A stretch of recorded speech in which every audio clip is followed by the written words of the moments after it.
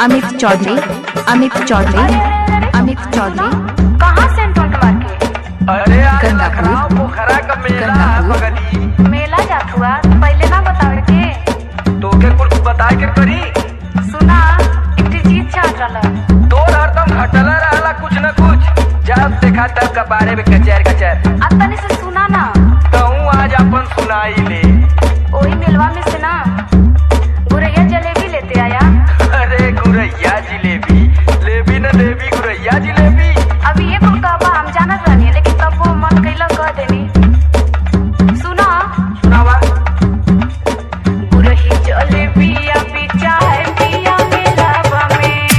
ऐसा न कि एक यार से और संदीप राज से मंगवा ले, ठीक है ना? हमारे टाइम ना ले आई हगोर में छनात होई तेलावा में। ले आई हगोर में छनात होई तेलावा में। गुरही जलेबी अभी चाय पिया मेलावा में।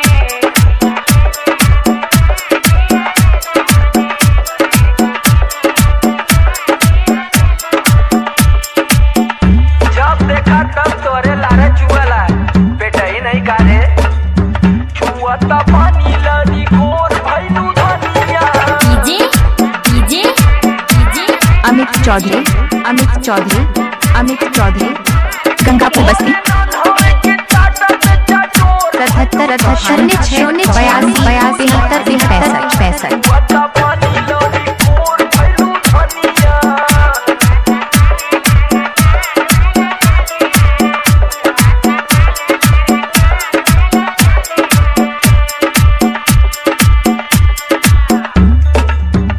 सुना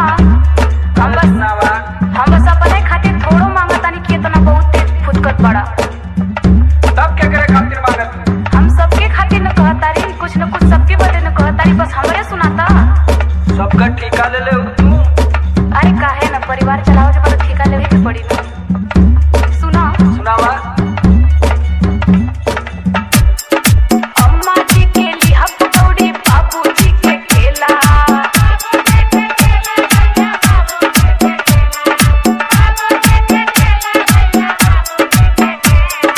देवर जी के छेना बर्फी ननदो जी के पेड़ा। अरे तो सबका ठेका मैं ले ले का जाके हटवी से और विक्की यादव से पूछा।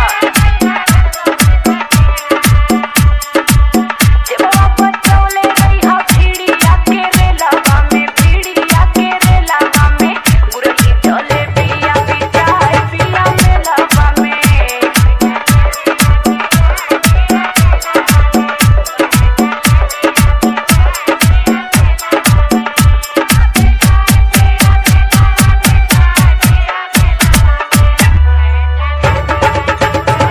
DJ Amit, DJ Amit, DJ Amit, DJ Amit, DJ Amit. अच्छा ये बतावा कि अब इन कलियां का लल्लू बाजारे ना हाँ वो तो गईले रही।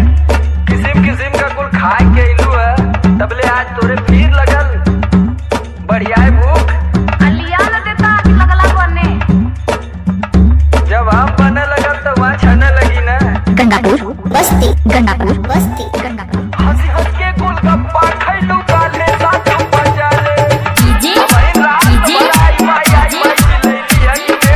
अमित वर्मा, अमित वर्मा, अमित वर्मा, अमित वर्मा।